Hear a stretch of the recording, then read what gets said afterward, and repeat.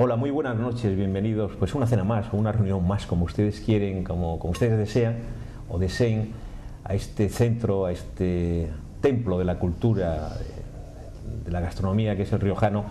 Y siempre lo decimos porque es cierto, el riojano de ayer, el riojano de hoy y seguro el riojano de siempre. Y esta noche vamos a cenar con Antonio Martínez Cerezo. Bienvenido, señor Martínez Cerezo. Muchas gracias por recibirme. Que digo yo que es un poco pretencioso hablar con usted el riojano. Queridos telespectadores, hay un libro magnífico que ustedes seguro que ya le han leído, le han releído, que es El Riojano, la historia de este museo redondo. Hay un catálogo de los cuadros de Fernando Zamarillo y luego una crónica maravillosa que explica perfectamente el riojano, y no solo el riojano, sino los últimos 60 años prácticamente de la vida santanderina. De verdad que es una maravilla. De la vida cultural, efectivamente, la vida cultural que fue importantísima en aquellos años, sí. Claro, es que pasamos por un establecimiento y decimos una bodega, un bar, un lugar para tomar copas, pero detrás hay toda una vida, hay una leyenda, incluso hay un por qué está esto aquí en Santander y por qué se llama el riojano, ¿eh? Pues fue un accidente, como todo en la vida. La casualidad es más causal de lo que parece. Y un comerciante de La Rioja que iba camino de Oviedo, pues notó que el coche no le iba bien a la altura de Torrelavega y dijo, pues hombre, como voy cargado de verduras para vender, ¿por qué no pruebo en Santander, que no he entrado nunca, a ver qué ocurre? Y entró y le salió bien. Qué gracia, ¿no? Sí, sí. Me decía hace un momento Carlos Hernández de Sande, que es uno de los hombres de esta casa, me decía Carlos, pregúntale a Antonio Martínez Cerezo, que te va a contar cosas increíbles. Sí, pues eso fue la historia. Fue un accidente, un semi-accidente, que al final no era tal, o mejor dicho, un incidente, y dio un golpe, parece ser que contra una acera, se le averió un poco la rueda, y viendo que el camión no iba bien, la camioneta de entonces no iba bien, dice, pues voy a entrar en Santander, a ver, que no he entrado nunca, a ver qué tal se me da. Y según contaba la familia, pues aparcó aquella camioneta prácticamente donde hoy está el ayuntamiento, y la gente, viendo que eran verduras, que eran de La Rioja, que además se las vendía con gracia y que no eran a muy alto precio, pues inmediatamente le vaciaron la mercancía. Antonio, ¿me está hablando del año 40? Sí, antes de la guerra. Antes de la guerra, antes de la guerra, que fue cuando ellos empezaron a venir por aquí, y luego ya cuando se establece ¿Y cuál es el momento? Usted que es un intelectual de fuste. Gracias por lo No, es cierto, no es el estilo nuestro decir cosas que no son, y usted lo es, un intelectual de fuste, y lo saben nuestros telespectadores de Popular Televisión del Riojano. Usted se incorpora, ¿cuándo empiezan las tertulias, digamos, intelectuales? Cuando usted se reúne aquí, empiezan a llegar los, no sé, Manuel Arce, en fin, todo este grupo de gente de aquí? ¿Cuándo empiezan? ¿Usted lo vivió? Esto sí fue a partir del incendio, con posterioridad al incendio. El dueño del Riojano tenía su local principal en una de las calles que sufrieron el incendio, y por tanto ya había tenido la visión de trasladarse también a tenía la residencia aquí, la familia vivía arriba y él tenía el establecimiento abajo. ¿Aquí se refiere aquí donde estamos ahora? Donde estamos ahora, sí, y entonces tuvo la fortuna de que al incendiarse el otro pudo continuar en ¿no? Entonces era un hombre pues muy humilde, muy sencillo, don Vítores, que era, ya digo, principalmente era un comerciante que lo mismo vendía verduras que vendía vinos, y el éxito que tuvo en Santander es que trajo un vino que era un vino ligero, que se tomaba muy fácilmente, el vino de autor, y bueno, pues empezó a servir copas, aquello cayó en gracia, y bueno, pues funcionó. Y eso fue después después del incendio. Después del incendio hubo un momento importante aquí en la ciudad de Santander donde concurrieron una serie de circunstancias, entre ellas el grupo Proel, que fue importantísimo. Sí, recuerdo. Y posteriormente pues la fundación de la Galería Sur, que tiene mucho que ver en lo del Museo del Riojano, y ahí pues coincidieron una serie de intereses y dijeron, pues vamos a ver, si aquí a Santander, a mi galería, Galería Sur, viene a exponer gente de prestigio, gente importante, ¿por qué no aprovechamos ya que está aquí para hacer algo en el Riojano? Entonces se les ocurrió lo de la barrica, y es una idea muy feliz que, por cierto, después han copiado otros muchos establecimientos de España con mala fortuna, y bueno, pues así nació el que yo llamo, que es un museo redondo en el más amplio sentido de la palabra. Sí, además muy de moda, y la semana que viene, por ejemplo, vamos a cenar con Luis Barquín, que como ustedes saben es el director de nuestro periódico. Un periódico magnífico, que ya hablaremos la semana que viene. Roberto, está confirmado, ¿no? Perfecto. Roberto Mancho Quevedo, que como siempre es el que prepara. Yo le invito a usted le invito a Popular Televisión, pero luego Roberto Mancho Quevedo, como eso que está en la cámara, pues siempre es el que comparte. Le veo con buen aspecto. Sé su edad, ¿puedo decir la edad, el año que nació usted? Sí, perfectamente. Hay dos cosas que me han sorprendido. La edad, yo pensé que era un poquito, bueno, en fin, su edad. 1942. 43. Le he puesto un año más. Y ha nacido en Murcia. Y he nacido Antonio Martínez Cerezo, vamos a ver. Porque nadie es perfecto. Nadie es perfecto, esto iba a decir, lo ha dicho usted, no yo. que desde que nace en Murcia y luego le hacen entonces se llama Montañés honorario. Montañés del año o algo así. Una trayectoria, bueno, ¿por qué viene de Murcia y por qué, cómo se integra de esa manera tan por la puerta grande? Le hacen en el Ateneo, le hacen cántabro del año. Estas cosas son curiosas porque efectivamente la vida da muchas vueltas, da muchos tumbos.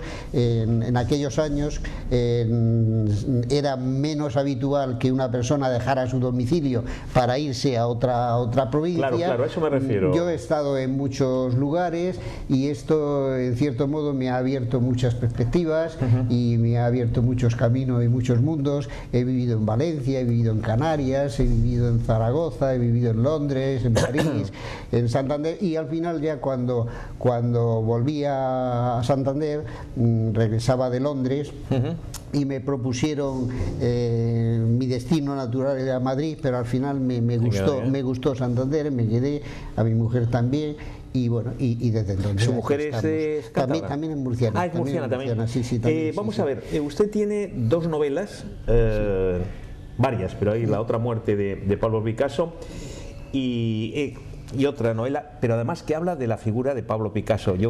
Me da la impresión que es un poco obsesión de usted con Pablo Picasso. ¿Le considera el pintor español más grande de todos los tiempos o no?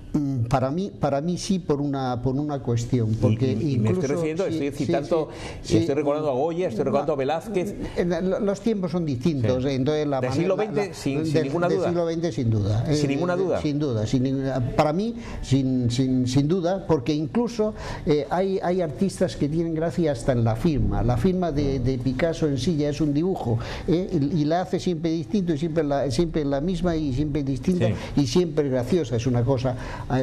Era un hombre que tenía una vitalidad, tenía una creatividad y tenía un don de imaginación fantástico. Prueba de ello es que cuando él llega al sur de Francia y se encuentra con la cerámica, les dice a los ceramistas: ¿ustedes qué hacen? Nosotros jarrones y botijos y platos y fuentes, y no se les ha ocurrido hacer otra cosa. Y ellos dicen que no. Entonces dice que le vayan dando objetos. Entonces con aquellos objetos él empieza a pintarlos, y entonces empieza a ver efectivamente en un jarrón la forma de una dama, empieza a ver en un plato la forma de una plaza de toros, es decir, su creatividad era algo portentoso, mientras que otros artistas estaban muy atados al tema. Él volaba por libre siempre, hiciera lo que hiciera, y luego llega la escultura y le pasa lo mismo. Hay una cabra suya hecha con unas ubres, que es una verdadera maravilla. Recuerdo, estoy ahora memorizando. Un hombre que nunca había hecho escultura y que sin embargo empieza a estrujar la materia y empieza a apretar el barro y empieza a apretar lo que sea y saca arte de cualquier lugar.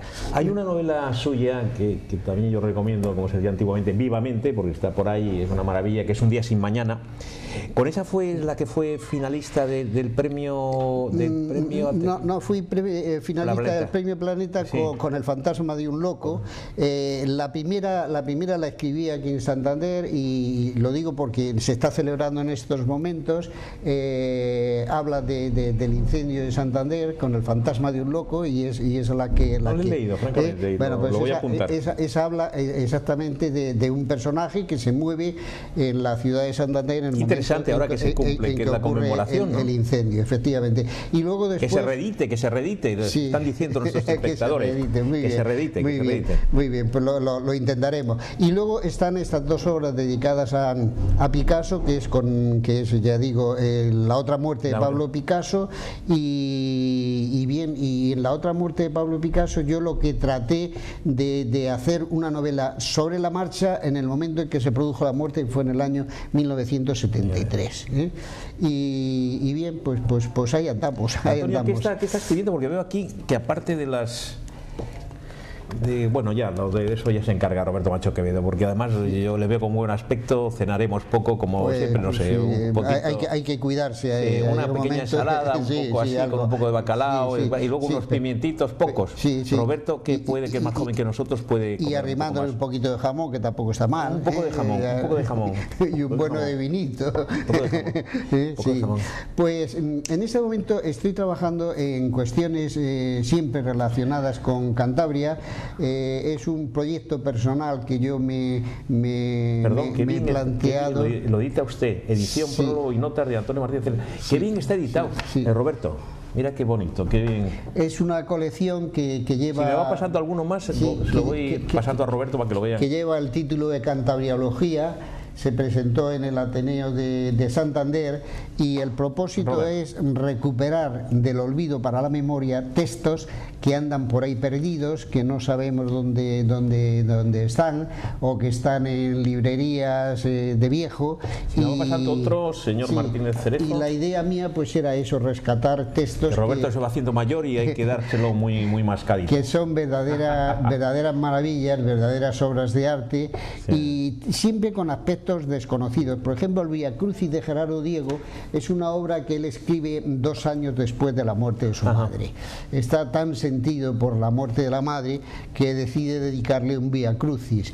Vía Crucis hay muchísimos, escritos por muchos autores, este que tenemos ahí, pero en realidad aquí estamos con la obra de un poeta mayor. No es el poema famoso La Bahía, no es el que también habla de su madre y la muerte. Este es un Vía Crucis religioso.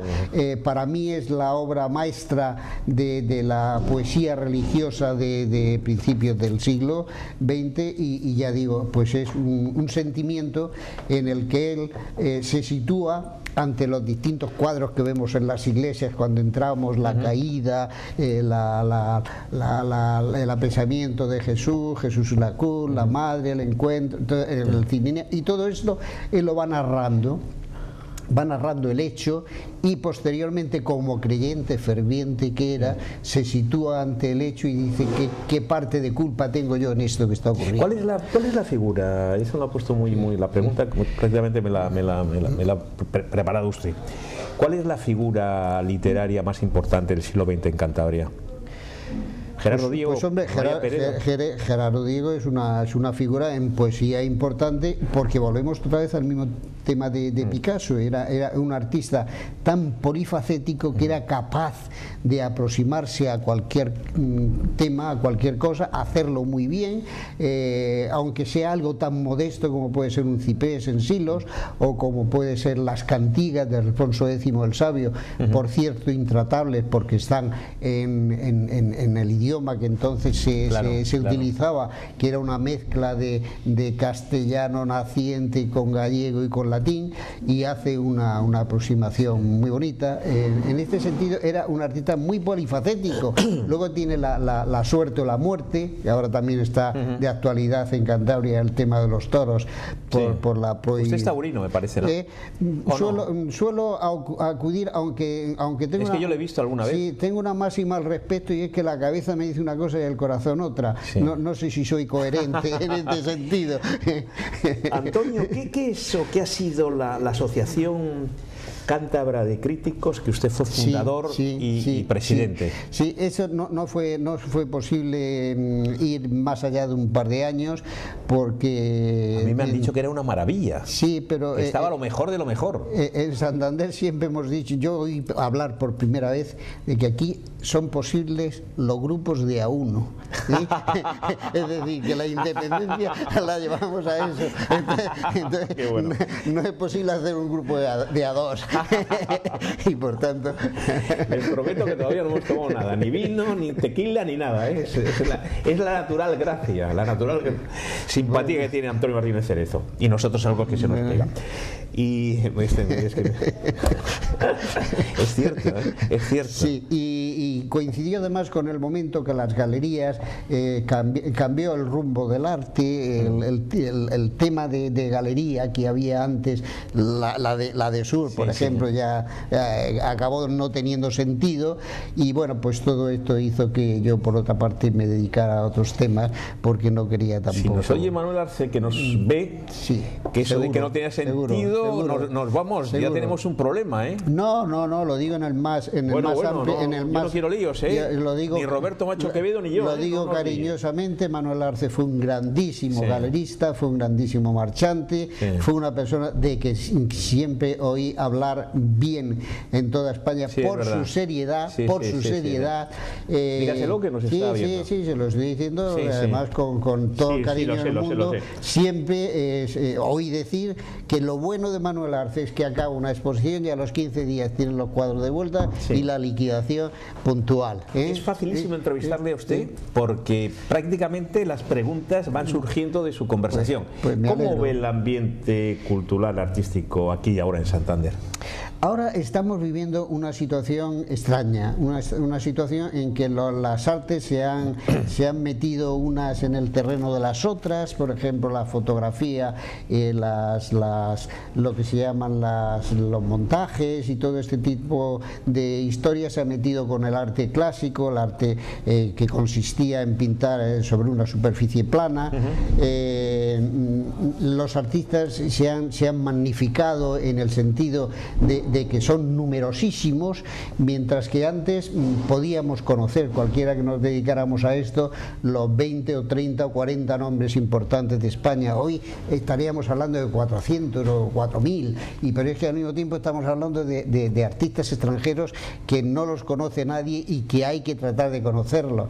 Entonces se ha complicado mucho en este sentido. Y el coleccionismo clásico de antes no existe. Antes podías decir, oye, pues mira, compra a este artista porque la trayectoria suya es buena, porque tiene una gran proyección, porque un cuadro que lo compras en 10, mañana seguro si quieres lo vas a poder vender en 15, y entonces lo has estado disfrutando, has hecho una inversión, la puedes rentabilizar. Y hoy yo no estoy en disposición de poder hacer esas manifestaciones. ¿Tiene una colección de arte en su casa, supongo, ¿no? Cosas importantes, tengo una interesante colección, gracias a buena parte a la generosidad de los amigos, y también... ¿Por qué no me dice algún nombre? Y bueno, pues debemos tener de Álvaro Delgado, que ha fallecido recientemente, pintor de la Escuela de Madrid, de Luis García Ochoa, de Chillida, de Picasso, grabados, pues evidentemente cuadros no tengo. Tengo también de Tapies, de Miró, que me gusta mucho. Es decir, he procurado tener una colección de cuadros afines a... Lo de la Asociación Cántabra de Críticos duró muy poco tiempo, Sí, efectivamente. Pero en cambio el Santander duró 13 años, ¿no? El Santander duró 13 años, fue una revista que dirigí también. Yo la recuerdo. Con mucho cariño. ¿Por qué también acabó? Bueno, esta acabó por una razón lógica, porque yo la hacía para la empresa en la que trabajaba, claro, el Banco de Santander, y cuando hubo las fusiones y demás y llegó el momento, pues a mí me apetecía mucho dejar de trabajar para pasar a la divina reserva y dedicarme a lo que francamente me gusta, que es la investigación y escribir. Está prácticamente lleno y nos queda muy poco tiempo, pero sí quiero... ¿Cómo es Antonio Martínez Cerezo? Está casado con también murciana, su mujer, como hacíamos antiguamente, ¿se acuerdan de la televisión? Hola, ¿se acuerdan de aquellas cosas? Soy muy clásico, muy llano, muy plano en ese sentido. Estoy casado, tengo 3 hijos, tengo 6 nietos y formo pues, ¿qué le gusta? Supongo que le da mucho, una familia normal.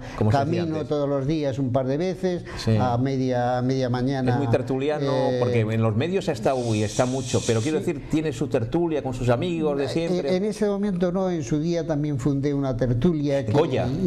No, en el Goya le he visto yo alguna vez, ¿no? Sí, ¿También? En el Goya también he estado, pero yo lo he visto en todos los sitios. Anteriormente estaba Sonderclass, sí, donde los amigos me llaman, yo habitualmente asisto, suelo ir. No soy muy amigo tampoco de las inauguraciones, me molesta un poco que la gente esté espaldas a los cuadros tomando una copa y nadie mira el cuadro, entonces prefiero ir al día siguiente. Sí, porque con un cuadro... Voy a traer más veces porque me río mucho con usted. Con un cuadro hay que comulgar. Nos va a arreglar la noche, a Roberto Macho Quevedo y a mí. Hay que comulgar con el cuadro, entonces cuando hay jaleo, esa es otra cosa. Tenemos que ir terminando. Si tuviese que hacer su biografía, que saldrá seguro y se va a hacer, yo la escribiré, de Antonio Martínez Cerezo, un titular, ¿qué sería? ¿Qué titular pondría a su vida?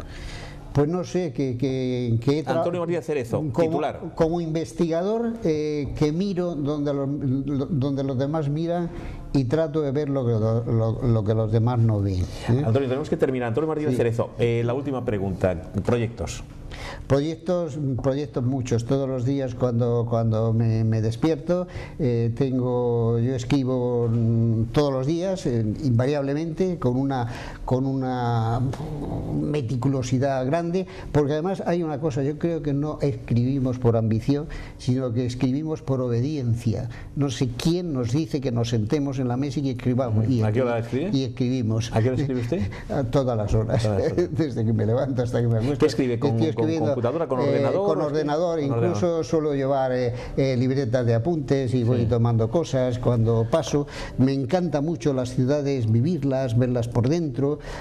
Nunca que visito una ciudad nueva llevo un plano, me dejo perder, miro al fondo y donde veo una iglesia, una cúpula, hacia allá me voy porque ahí está el centro seguro. Tenemos que terminar. Tengo que decir que a mí me ha sorprendido Antonio Martínez Cerezo, porque yo lo veo muy serio y resulta que es una persona muy simpática y muy graciosa, tiene sentido del humor.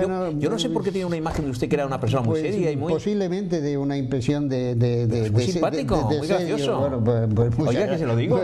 Yo es que muchas da impresión de serio. Sí, da la impresión seguramente de que... Que es un serio en su trabajo y en su de que estoy muy metido dentro de mí. Pero eso sí, efectivamente. Antonio, soy una persona metida dentro de mí, pero... Un placer y muchas gracias. Volveremos más veces. Volveremos, como decía MacArthur, ¿no era MacArthur? Si nos invitan. Sí, usted nació en plena Guerra Mundial. Sí. MacArthur, ¿no? Volveremos. Volveremos. Antonio Martínez Cerezo, muchísimas gracias. Muchas gracias.